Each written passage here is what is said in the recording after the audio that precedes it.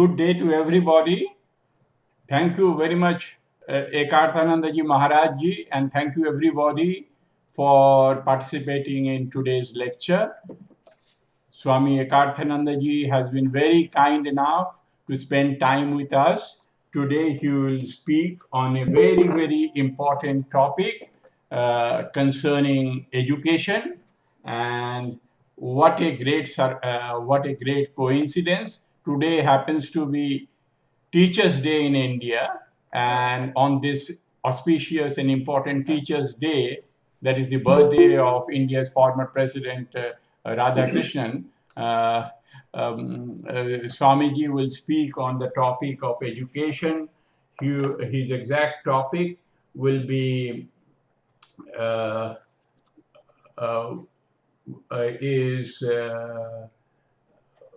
basically education as a panacea for all problems, all diseases. Basically, he will try to explain from spiritual perspective what is the important part of education. Is it the formal degrees and diplomas, or something else which helps us to be properly educated and solve our problems? So very importantly, we also have lined up our next lecture that will be by Swami Vedanta Maharaj of Vivekananda University, Howrah, West Bengal, India. And he will speak on Ramakrishna, the Prophet of Harmony. So my name is Nirmal Ganguly. I am a volunteer in the Ramakrishna Vedanta Society of Philippines. So with these words, let me introduce Swamiji, especially for whom, especially the devotees who don't know Swamiji personally. Swamiji joined the Ramakrishna order in 1993. He joined the Ramakrishna Ashrama, Nepal in July 2018. He became the president of Ramakrishna Ashrama, Nepal on 27 September 2018. He was appointed as the spiritual head of the Ramakrishna Ashram, Nepal on 16 December 2018. Swami Ekarthanandaji also authored a book on Swami Vivekananda's biography and teachings in Nepali. With these words, I would request Arlene, if she is there, to speak a few words. After that, Rosanna will speak, and then our Swamiji, the minister in charge of Udarananda, minister in charge of Ramakrishna Vedanta Society of Philippines, will introduce Maharajji. And so I would request Arlene to speak a few words. Arlene.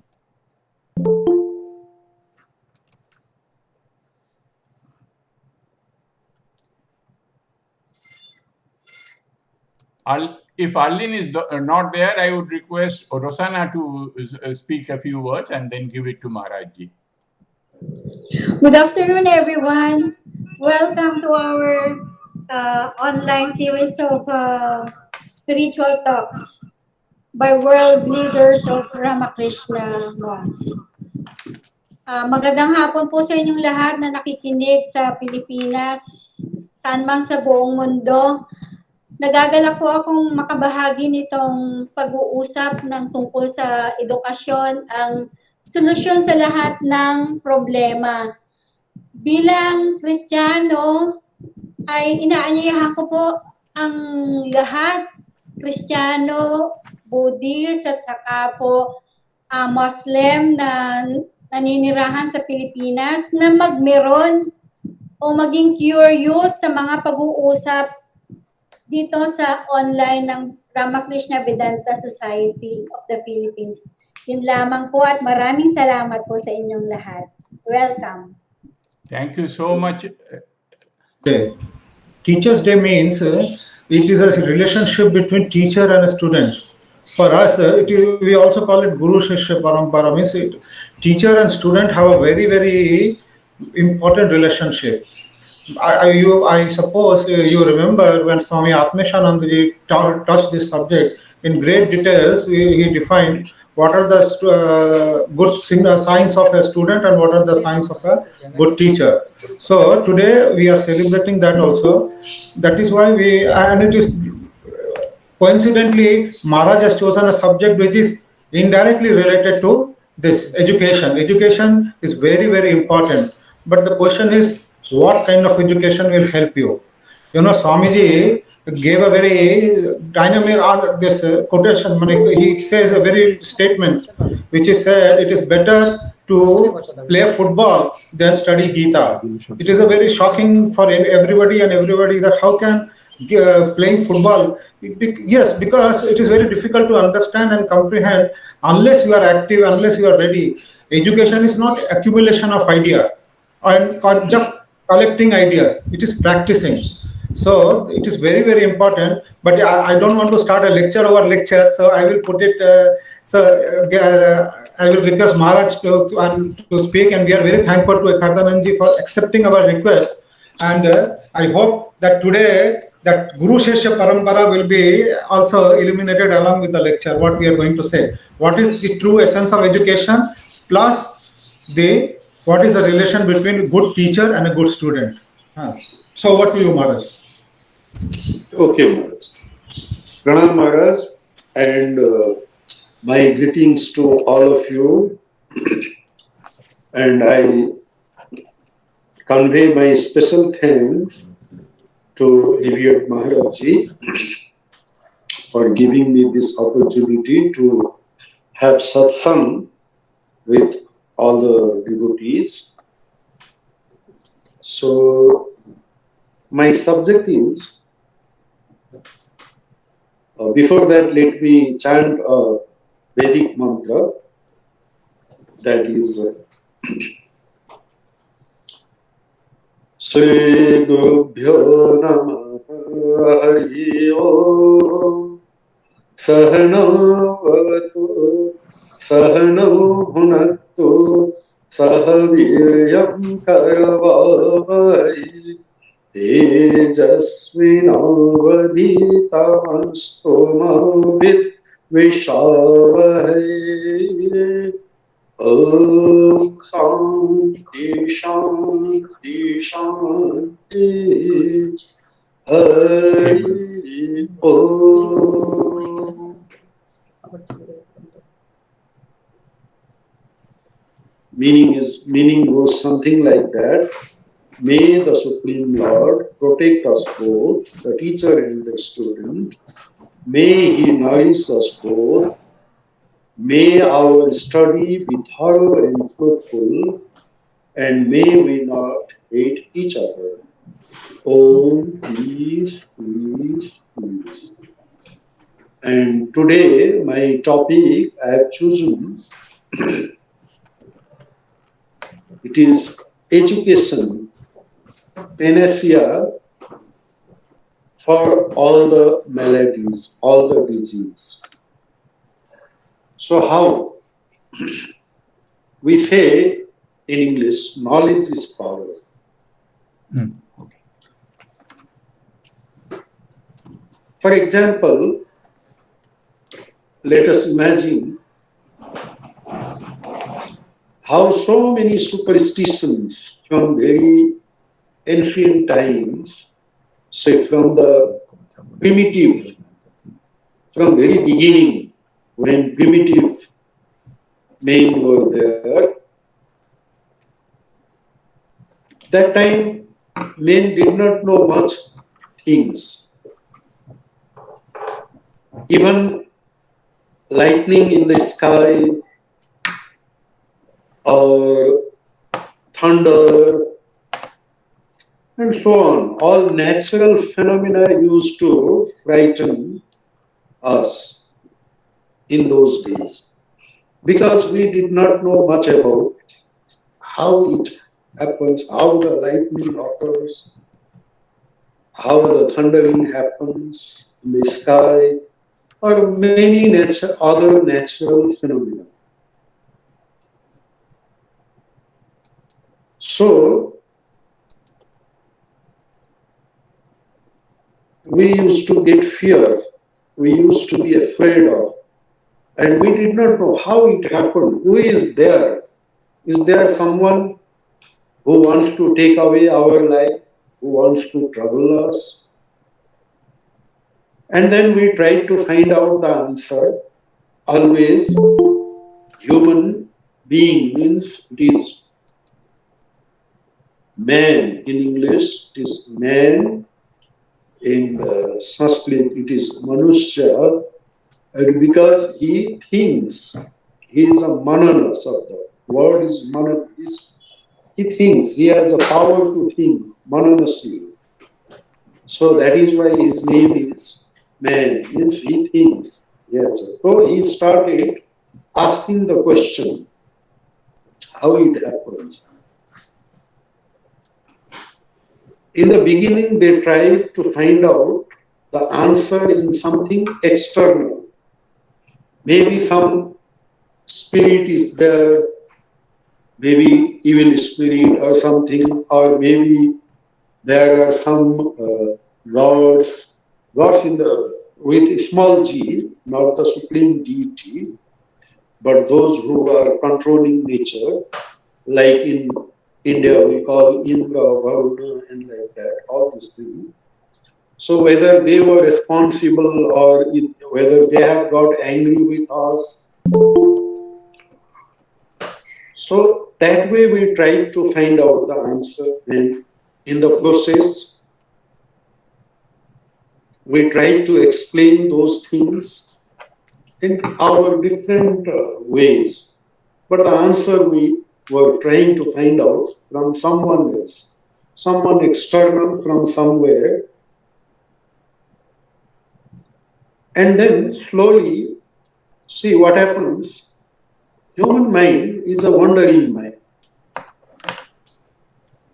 When we start wondering, not wandering in the beginning, say when we are in a very primitive stage or like animal kind of mind or lower state of mind is a wandering mind. So it does not ask question, mind simply wanders away. It is simply running. It's not thinking, it is just the mind is running. It's a lower state of mind. But when we start wondering and asking questions, sometimes we see animals also as if it looks uh, they are also just pausing and their ears they are trying to point towards some particular direction. For example, goats are like that, and they are trying to be attentive or trying to find out what kind of sound or from somewhere it is how it is coming like that. But that is because of fear element. Fear element is there. So somehow they want to survive. They think that our life is taken away with some kind of danger. But when we become human being, we try to wonder and ask questions and find out the answer for our questions. So in the beginning, we try to find out the answer in that way. Maybe there is some natural being or some beings in the sky or somewhere else whom we cannot see. They may be there. Maybe we might have made some mistakes, and because of that, they might be angry. Those gods with small g might be angry, and how to make them happy and so on. We tried to find out answer that way, but slowly, when we further asked and we were not satisfied with those answers, later on, slowly and slowly, we developed a kind of science because when we start wondering, we try to find out the cause for everything, every event. What is the cause? Cause and effect relationship. What caused something to happen? So the chain of cause and effect relationship. We try to put the events in a logical sequence. And then, oh, this is so. Then slowly, we found the answer and science developed and we answered many questions. For example, even now when we go to the village side or rural area where education, even the science and technology are, uh, I should say, apara vidya, that is education which we all of us for which we go to university and schools, that kind of education has not reached. People are not yet educated. Even for everything, little pain or little this and little that, they try to find out some kind of treatment, not in the medical science, but through some exorcist or something like that. But later on, science develops and we try to get the answer in the science. Okay, for this particular kind of trouble we are getting, this is the answer. So that is how we developed science and technology and science also, different branches of science. We try to understand uh, astronomy, different positions of the planets, all these things. And from there, we thought we would get solutions to all our problems in life. Yes, we got solutions to many of our problems. For example, for many diseases, medical science has developed a lot previously. Because of development in the medical science, our average age has increased. Because previously, even a small disease like tuberculosis or diarrhea or something, people used to die even from those kind of diseases. But now, presently, because the medical science has developed so much, now we don't bother so much about these kind of small diseases. We know that it is curable. Science can, our medicine, our treatment can cure us. Maharaji, a So little that louder, way, please. Maharaji, a little louder, please. okay, please. Mm.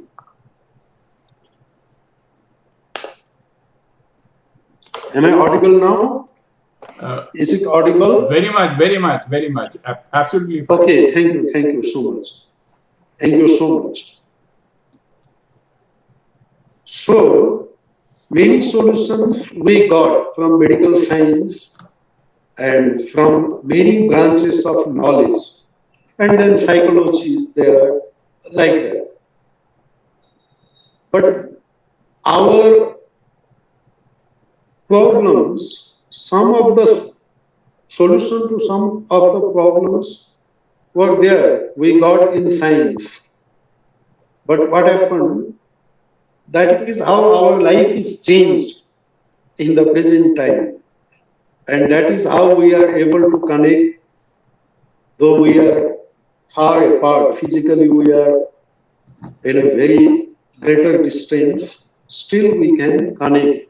So that is how science has changed our life. So even in ordinary sense, even this knowledge is the panacea that we can. It is something that changes our life that we have seen compared to the people in a primitive time or say about 100 years, 200 years back, as the knowledge is growing, as the new things are being discovered, we are able to solve many problems of our life, but in the physical world. But what happens is, For example, let me give small example. Like in the field of agriculture, we have been able to do wonders there also. So crops and food also is plenty, say, at least in the context of India and many other countries. We know scientifically how to grow things in a more scientific way, in a more proper. But what happens is only the knowledge of science and technology and all these things or literature and other things cannot solve all our problems. Because some of the, for example, medical science can treat certain diseases, but sometimes the disease is caused because of something there. The cause of that disease is in our mind, maybe sometimes. Or if we are not positive thinking, or if we have some kind of psychological problem, only that medicine cannot solve our problems. Maybe we need something else, some counseling or counseling from some uh, psychiatrist or maybe some religious teacher or so on. So, if we go to the deepest personality of ours, if we go, then we find that all our problems cannot be solved by mere physical science. For example, problem of death is there. Medical science may increase our age in some degree. For example, previously average age may be 70, 80 or something like that. Now people live up to 90, 100 also people live and they live healthy. But whatever it may be, however we may increase our life to our whatever extent, the thing is death is there and that we cannot solve the problem of death by mere knowledge of science or technology or other branches of science. So we need something else. So what is that something else is? That is the spiritual knowledge. We need scientific knowledge, no doubt, and it changes our lifestyle or our life to great extent. Science and technology, modern electronic gadgets, medical science, and many other things can change our life to great degree. But it cannot do everything. It cannot solve the problem of life and death. That question is always in our mind. What happens? What happens after somebody dies? Whether there is a, because there is always struggle for existence. We know that there is always a struggle for existence. That is the even Darwin's theory is there. Science also says, and if we take that one as true, that means we are struggling for existing, for existence. But however we may struggle, one day death comes. We cannot, however we may struggle day and night, and we may discover many scientific things or many electronic gadgets, or we may develop medical science, whatever it may be, that is a struggle for existence is there, but we know, all of us know that one day death comes. That is our everyday experience. In front of us, we see death happening. So how to solve that problem? And medical science has been trying for so many years. But now we have realized that death is inevitable. Inevitable. We cannot avoid it. So, how to go beyond death? How to solve that problem? How to be successful in our struggle for existence? How to exist forever? So in one way, we are not only struggling for existence for some years, but really all of us want to exist eternally. We don't want to lose our life. And because of that, only all the things in the world have happened. Everybody is running for survival. But how to solve the problem of death? So when our ancient sages also, like modern science, now they are trying to solve these problems of life on the physical basis, and our ancient sages, they also in the beginning tried to solve the problems of this life and death through physical science, but later on they understood that mere physical science cannot solve the problem of life and death. For example, this science, for example, logic or say physics or something like that, they will tell you what is the cause of this thing and what will be the effect. In this relation of cause and effect relationship, we develop logic and physics and many other things. But this chain continues. The solution does not come. Till now it has not come. Ultimate solution has not come. The chain of cause and effect, it continues. It seems like it's a never-ending chain. Where it ends, we do not know. So something else is required. Then our sages in the ancient time, they asked this question. So what is that? By knowing which we know everything and all our problems are solved in the physical level, in the mental level, in spiritual level, in all level of our personality. So what is that thing? And they understood through external search, searching outside, they cannot get the answer. Then they started searching inside. So the question was asked, what is that by knowing which everything is known? And then our mind is trying to know everything. We are trying to know everything through our mind. Then they ask this question, what about mind? Mind is trying to know everything, but why not to know the mind itself? Why not to know something which is inner, our inner personality, instead of knowing everything outside, in the outside world? Why not to know the knower itself?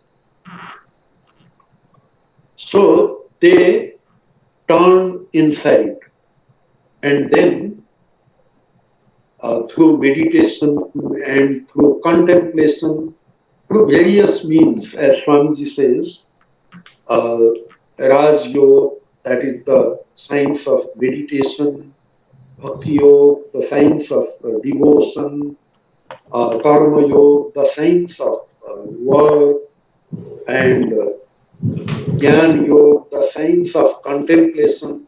Through all these means, contemplation and all these means, meditation and all these means, then they realize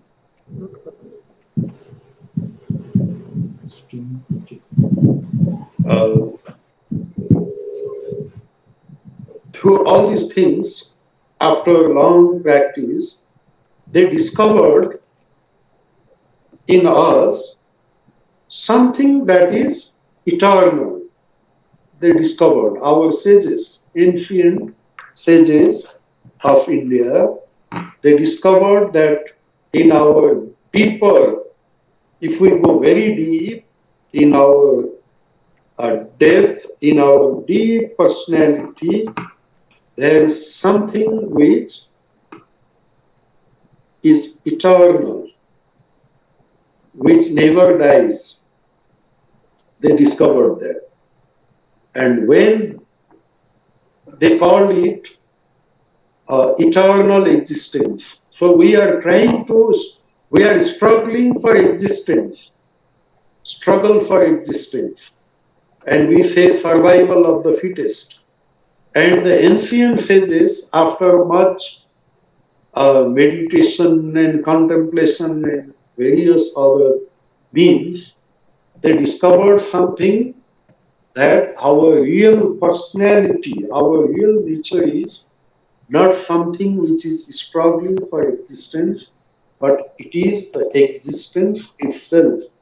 That is, it is eternal existence, absolute existence, which never becomes non-existent. And that absolute existence itself is, because all of us want peace of mind, or all of us want happiness. We want, not only we struggle for existence, but we also struggle for happiness. That is also true. And we also struggle for knowledge. There is not only the one struggle, but there are struggle for existence, struggle for knowledge, and struggle for happiness. So our sages discovered that in their depth of their personality, that our real nature, there is something inside which is our real nature, which is our real personality, not the personality what we feel outside now. That is eternal existence. It never dies. It never becomes non-existent. And then it is the eternal bliss. Existence itself is bliss. And it is the knowledge itself. So they call it Satchit Ananda, existence, knowledge, bliss. So when can you overcome death? When you become one with life.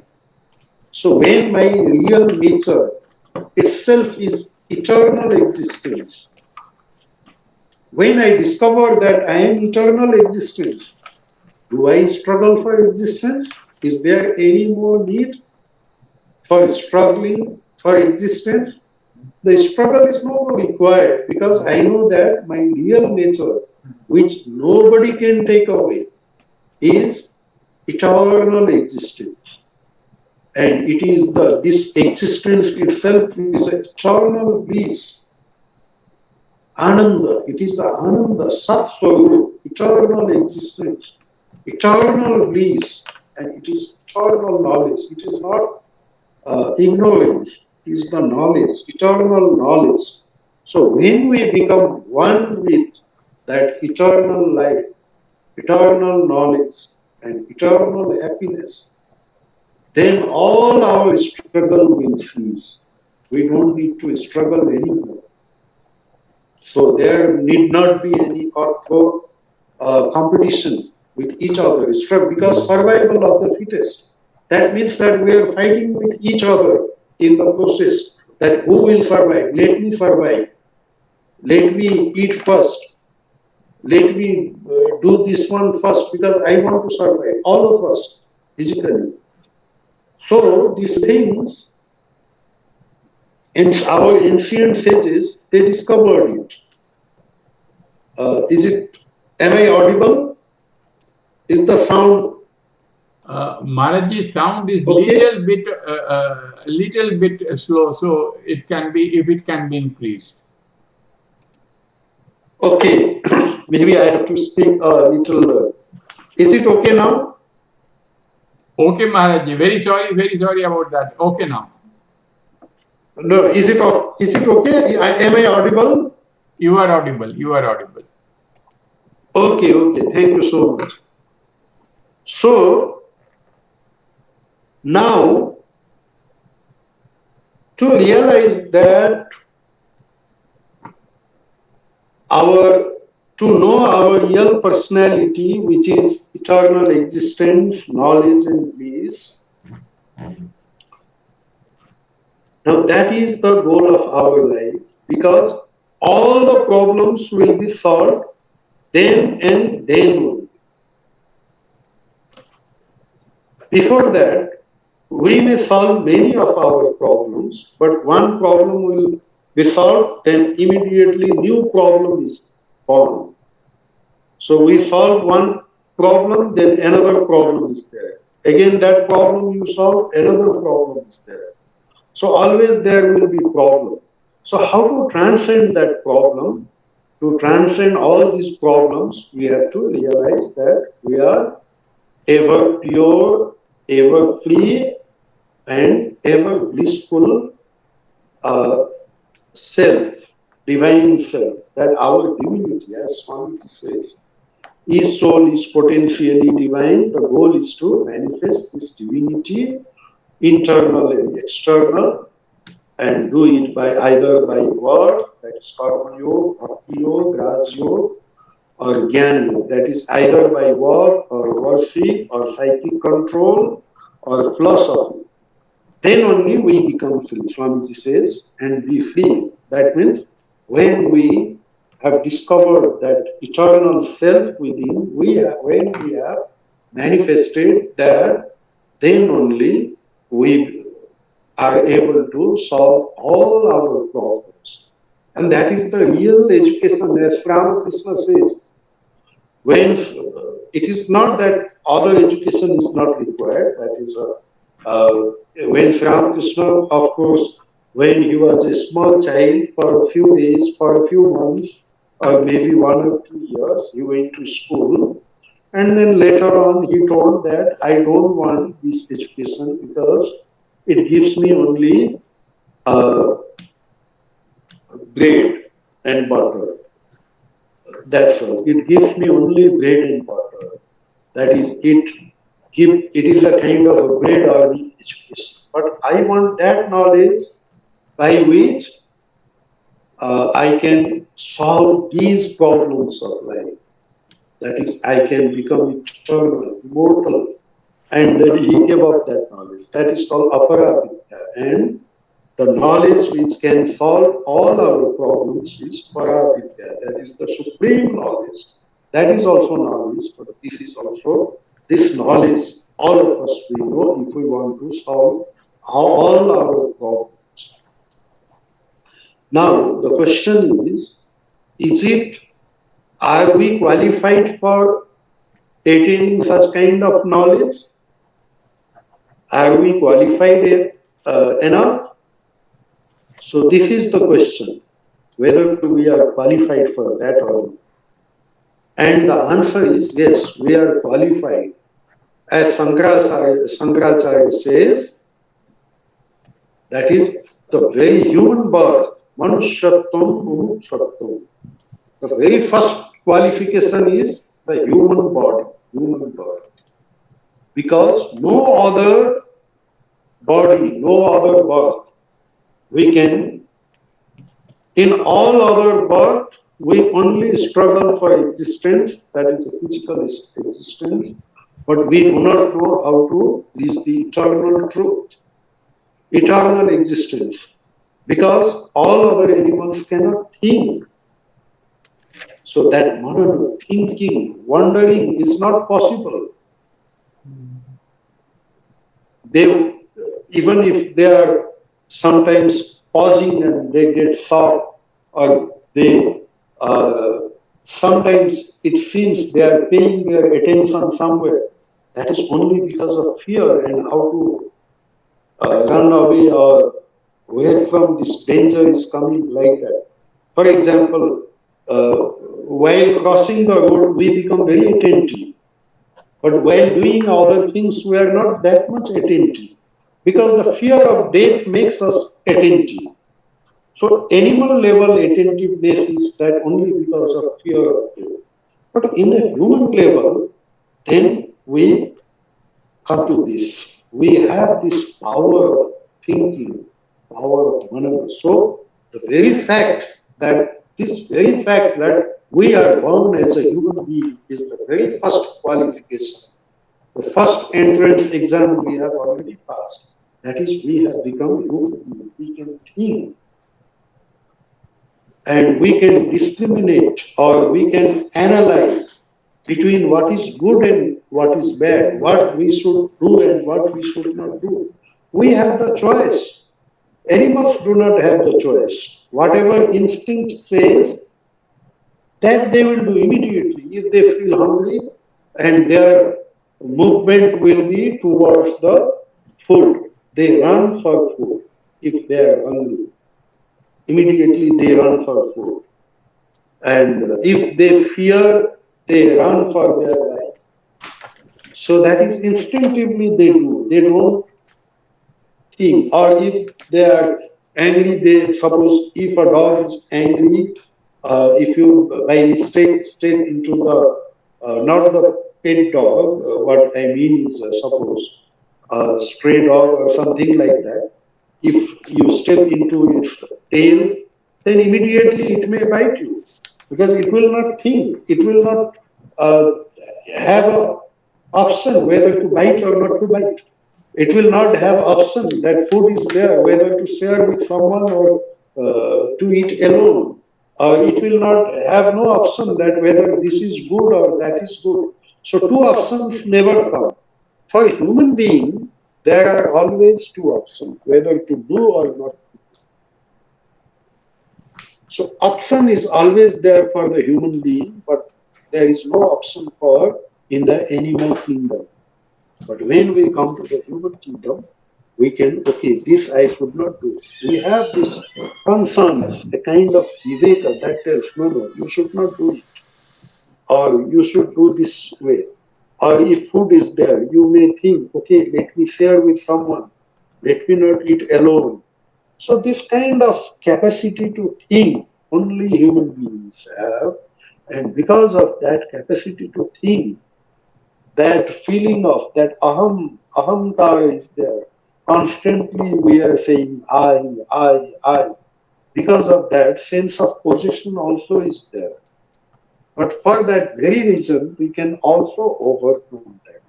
On the one side is there, instinct is there. On the other side, the conscience is there. Instinct says, eat alone. Conscience says, share with someone. So, human beings, they have on the one, in the animal level, only instinct is there. But in a human level, instinct is there, and then also the capacity to think, capacity to analyze, and then to choose between the one. So, in human level, when we have become human being, we can choose what we should do or what we should not do. So it is a struggle between instinct and conscience. Sometimes we are overpowered by our old sanskaras, our instinct, and then we do that. But again, we feel that we should not. Why did I do it? That conscience always gives us. But in case of animals, there is no question of conscience hitting them or questioning them. Why did I do that? Animals will not ask that question. That question will never arise in the case of animals. But in human being, it arises. So the very fact that we have got this human birth itself is the very first qualification. So Shankaracharya says, these three things happen only by the grace of God. The very first thing is human birth. And then after getting human birth, some people are still in the wandering state of mind. They don't ask questions. They are given to the instinct. They don't try to overcome the instinct. So, but there are another level of human being who ask question, what is the ultimate goal of life? And then they try to get, then they realize that no, we have to overcome this problem where our instinct is making us run, we have to overcome. We have to overcome this kind of things. So, when that kind of viveka, conscience is developed in human being, and then he tries to overcome these uh, problems, then that is called, or when he wants to get the ultimate freedom of life, and that is called mumuksutva. Because without that, our problems are not solved. So, first one is human birth. The second one is desire to be free, desire to get freedom. And the third one is the company of a very good teacher. So today, like it is a teacher's day, so the first qualification itself is a human birth. That itself is a very great thing. We all of us we have get this human birth, and the next qualification is all of us have desire to be free. That is why we are in this particular class, spiritual class, where there is satsang, where we are in this satsang class, and then in the company of a great soul, that is a Guru Kripa, Mahapurusha Samsaya. That is Guru Kripa, or company of great soul. And I suppose all of us have got that one also. Some way or other, we have got that one also. So we are all blessed. We are thrice blessed. How we are thrice blessed? First, we have this human birth. Then we have this desire to be free, to come out of this particular bondage, and then the company of a great teacher. So what is teacher and what our Maharaj told me? I don't know how much time is left. May I know? How much more can I speak? How long have I spoken? Maharaj, you can speak for another 10 minutes. Another 10 minutes. Okay, I will slowly wind up. And this is 4:02, so I can speak till 4:12. So, all of us, somehow or other, we have got this Mahapurusha Samsdaya also, somehow or other. And then Maharaj told me this about, say something about Guru Sishya Parampara. And I will tell it in my own way so that it can be comprehensible to everyone. For me, this Guru Sishya Parampara, that starts from a great soul, we should say incarnation himself, like Buddha or Christ or Shankaracharya or Rama or Krishna or Ramakrishna or something like that. Those who have realized the ultimate truth, those who are incarnation of God, only they can start a parampara. And like Ramakrishna says, that those great souls, like they are ever free souls, ever flows. We are struggling to flee. That means we are under bondage. But those great souls, like Nitya Mukta or Nitya Shuddha also, the terms used by Sri Ramakrishna, they are like a huge steamboat. Or like in, for example's sake, let me tell, they are like a huge engine, railway engine, locomotive engine, railway engine, incarnation of God, who come from time to time, say in 500 years or so, they come. So they are like huge railway engine. So railway engine should be there. It can pull thousands. And then what is parampara is Guru Sishya parampara means the teacher in a train, in railway, we see that behind there is a coach which is connected to the engine, and then behind that another coach which is connected to that first coach, and then another coach, then another coach, then another coach, like that. So all these coaches, whether they are good looking or not good looking, but if they are connected directly or indirectly to the main engine, then since the main engine is pulling us to our destination, whichever coach which is connected, which is linked to that engine directly or indirectly, through directly the very first engine is directly connected, others are connected to the other coaches, then whichever coach we can go and sit, what will happen? We will reach the destination. But suppose there is a coach, a beautiful coach, a very well designed coach, a very well decorated coach, looks very attractive, but it is not linked to either to the directly to the engine or to the coach which is already linked to the engine, directly or indirectly. If it is not linked, it is a straight way, it remains there. If it is not the, it is only the coach, very well decorated, it may be very attractive, it may be very well designed.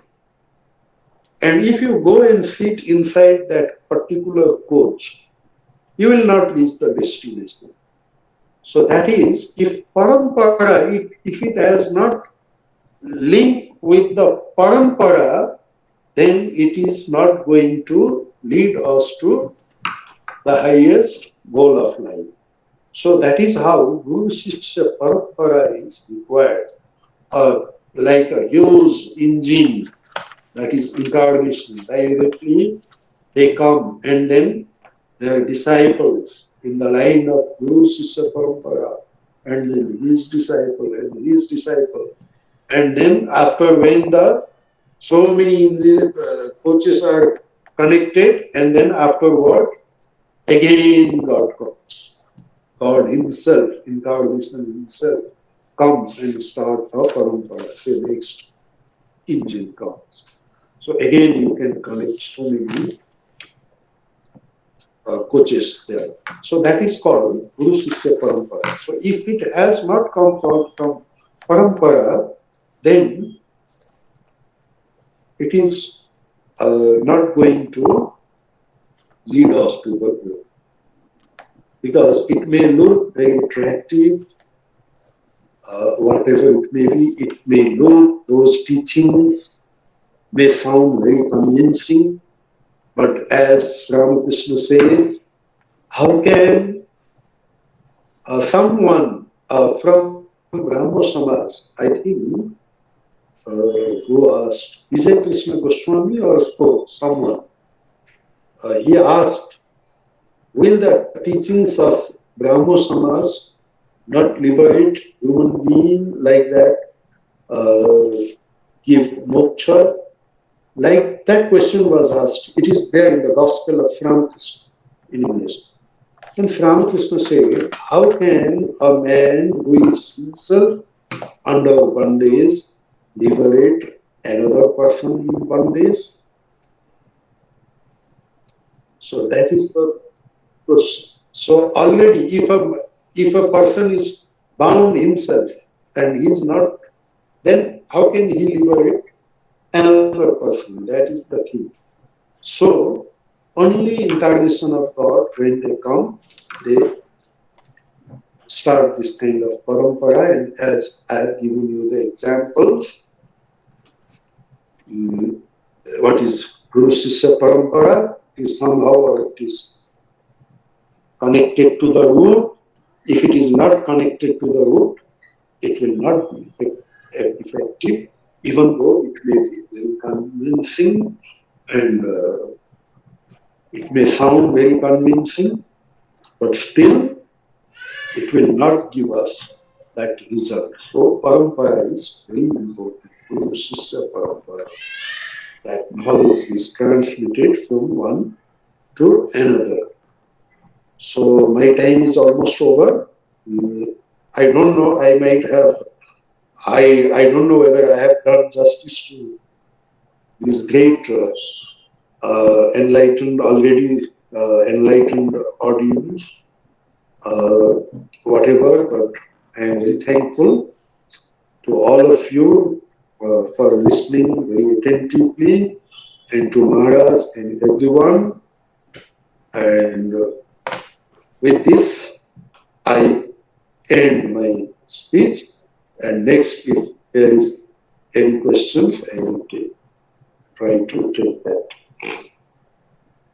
Thank you. Thank you very much, Maharaj Ji, for such an enlightened discourse. You raised so many issues like death is inevitable, how to go beyond death, how to exist eternally, and when we know how to exist eternally, our struggle finishes. That is struggle for existence, struggle for happiness, and struggle for knowledge. And the importance of a teacher, you explained on a teacher's day in India, why teachers is important to get connected to the to the God. So very, very illuminating lecture indeed. Before we go to question and answer session, I would request our treasurer of the Vedanta Society of the Philippines, Ramakrishna Vedanta Society of the Philippines, to say a few words, and then our question answer session will start. Arlene.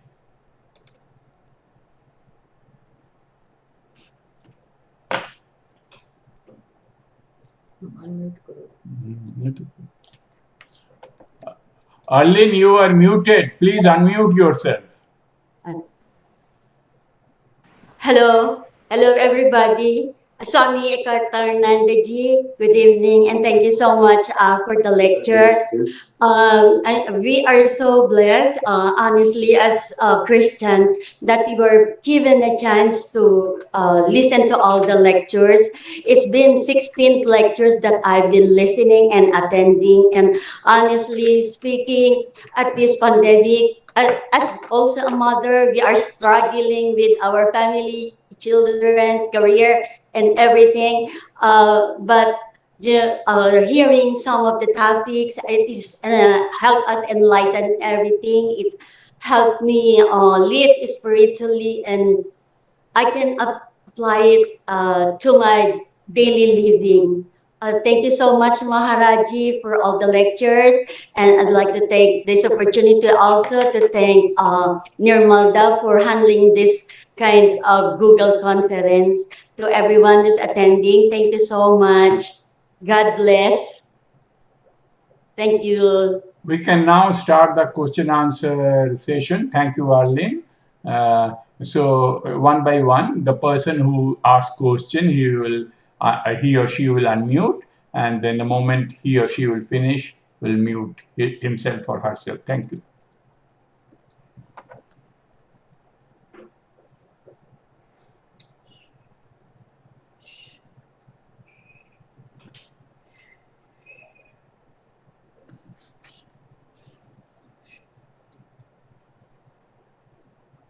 Aparna ji, would you like to say something? Because Maharaji Pranam, it's a beautiful lecture actually. Yeah, namaskar.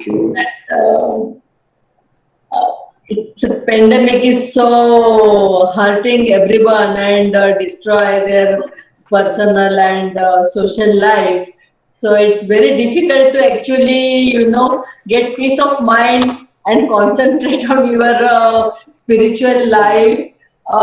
So that's the only question I'm asking you, ki how you can concentrate, because the atmosphere is so disturbing. And last 2 years, you can't go anywhere else, can't meet your children. My both sons, they are in USA. So sometimes you get very disturbed, but then I don't know how to keep your mind, calm and concentrate on your spiritual life. Uh, it's very easy to say, but it's very difficult, Maharaji. Yes, that's true. What you say. But we can also take this situation now. What I find everywhere, even in India or in Nepal, different friends of mine or different acquaintance of mine, what I've seen is many people have come to spiritual life because of this very pandemic. Because they have got some time. Previously, they were always busy. No time to, so to say, like one in this point is there, no time to stand and stare. So many people, maybe even in our ashrama, many people have come and they told previously we were not so much interested about spiritual life, but due to pandemic, what happened? We can't do anything, we can't go anywhere. So somehow they opened the YouTube chance to say watch Swami Ekarthanandaji or maybe Siddharantaji or something like that. Some of our monks, somewhere. And somehow or other they became interested in this pandemic situation itself. And so this is a kind of positive thing also. Everything we can take it as opportunity. And what you said is very true. But now, as we have seen, it is pandemic is almost now vaccine is there, and now we have learned in the beginning, as I told you, suppose a primitive man when he just a lightning or thundering would frighten him because he did not know what it is exactly. And when this corona problem came in the beginning, there was more rumor than the actual fact about it. And that frightened us too much. And slowly, then after lots of research by in medical science and like that, now we understand what exactly we have to do, what kind of our lifestyle should be, like social distancing, wearing mask whenever we are in the, for example, we are in a rush, crowded place. When we are in a crowded place, we have to wear masks. How to protect ourselves. We have to wash our lifestyle is changed a little, and now we have learned how to go to that extent through medical science and through kind of awareness, knowledge awareness. These are the things that we are already applying, and now we know about it, what it is, and how we have to deal with it, how we have to cope with it. This is one part. Then we need medical science. We need to wash our hands. We need to wear masks and whatever it may be, whatever doctors or scientists tell us. And next dimension, I have already told you that now since we have got lots of time, so that time we can utilize for our spiritual life, that we can take it as opportunity to devote more and more time to spiritual life. I think if we do that, because ultimately a spiritual life only can give us peace of mind. So I think we can take it as opportunity and many. So I think this way we can solve our problems. Yes, Maharaji, I am agree with you because this pandemic gives you a lot of opportunity to listen online lectures and so many things. Actually, more than whenever we used to go to our mutt in Pune. Rather than that, we are sitting in the house and listening so many lectures.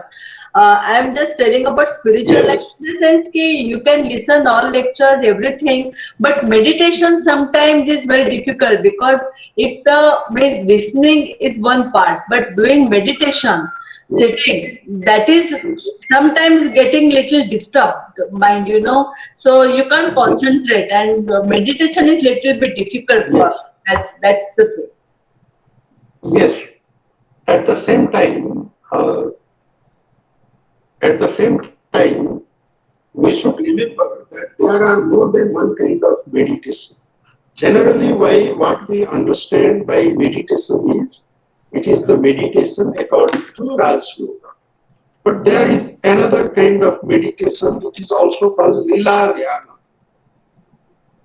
Suppose if your Ishta Devata is Ramakrishna or Christ or Buddha, read their lives and think about their lives.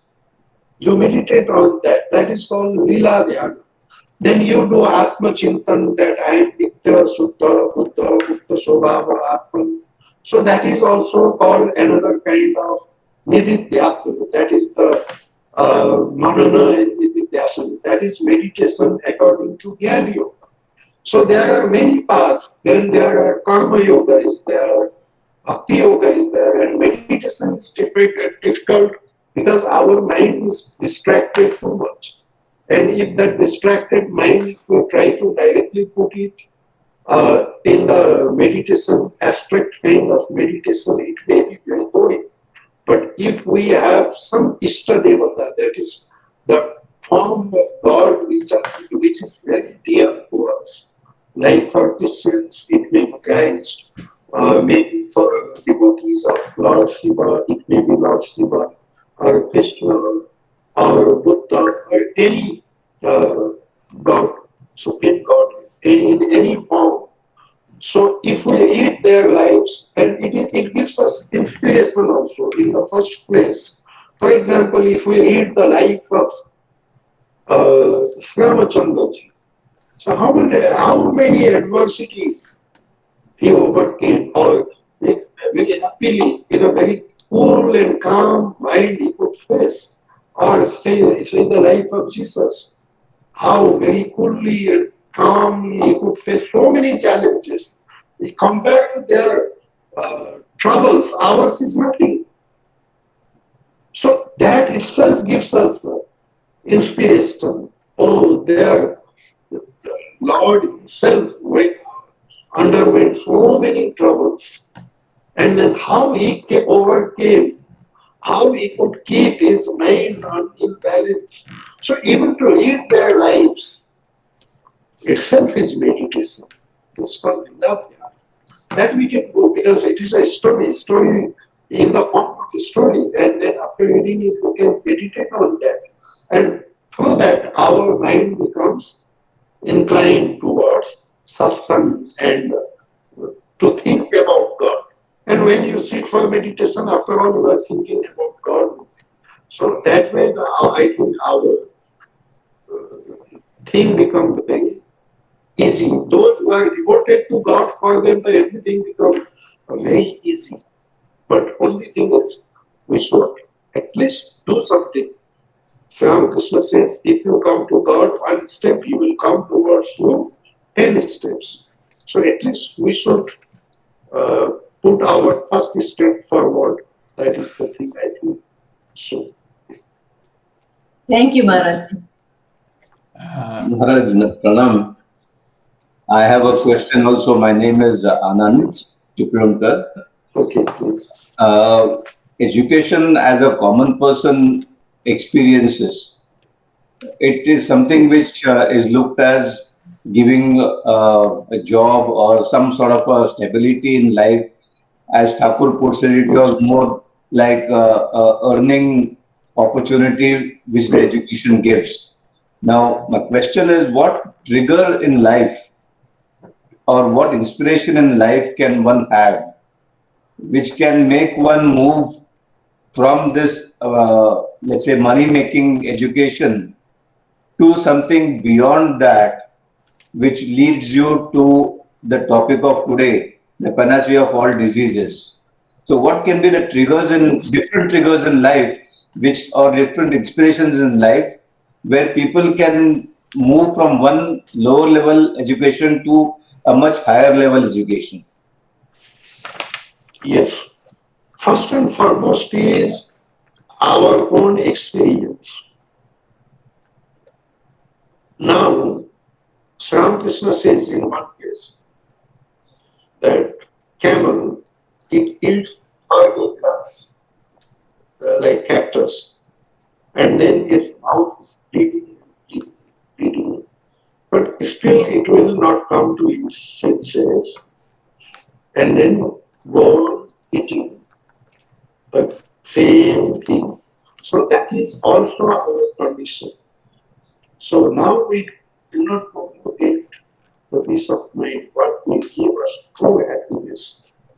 Sometimes after lots of what to call uh, problems we face, like in Upanishad, I think in Mandukya Upanishad, that particular example of two birds, the lower birds eating sometimes bitter food and becoming very unhappy, and then sometimes sweet food and becoming happy, and slowly and slowly moving outward. So we need, as in another place, Ramakrishna also says that those for whom this is the very first human birth, they need this enjoyment in life. They need it. So without that kind of experience, our turning point will not come. So some experience, some adversities, some problems also, some troubles also become sometimes our great teachers.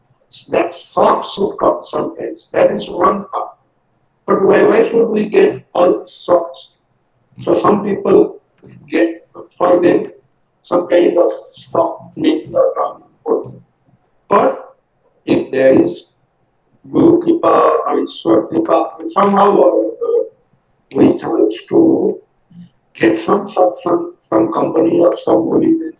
Because Sri Ramakrishna says that satsang is always required, sadhu sangha is always required.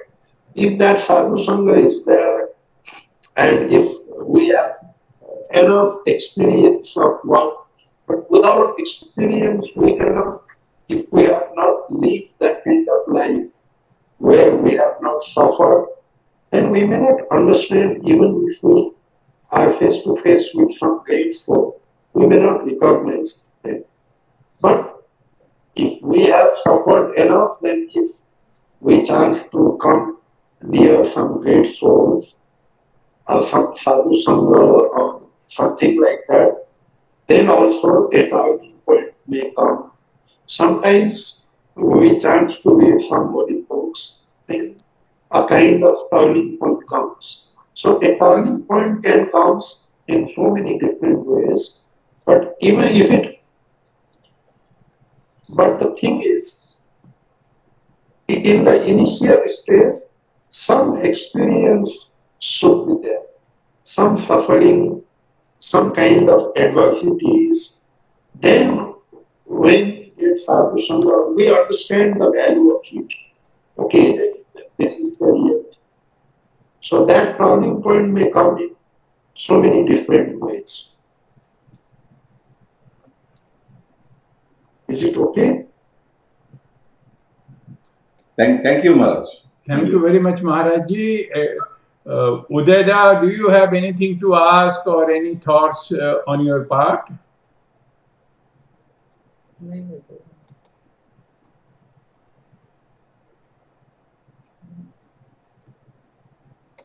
If Udayda is not around, we would like to come to an end of this program. So now I would request our friend Hiranya Mukhopadhyay to kindly say a vote of thanks to Maharajji. We are so grateful to Maharajji and for all the and to all the participants, and especially such a beautiful lecture on education came on a day which is being celebrated as a Teachers' Day in India. And so we have really had a flavor of what is the meaning of real education rather than the formal education. Because in addition to formal education, real education takes us beyond and nearer to God, and as you said, helps us to go towards eternal existence.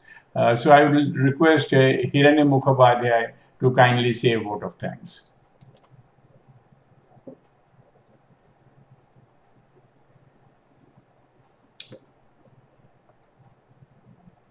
Hiranya Mukhopadhyay, on behalf of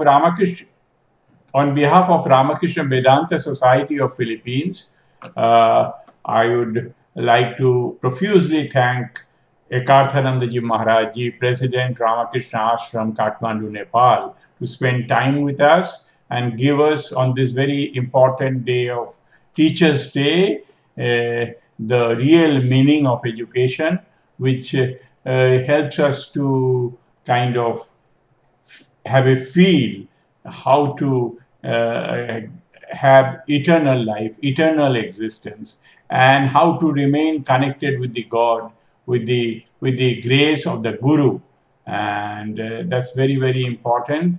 And thank you all participants to be present. And Maharajji, we need your continued blessings and support.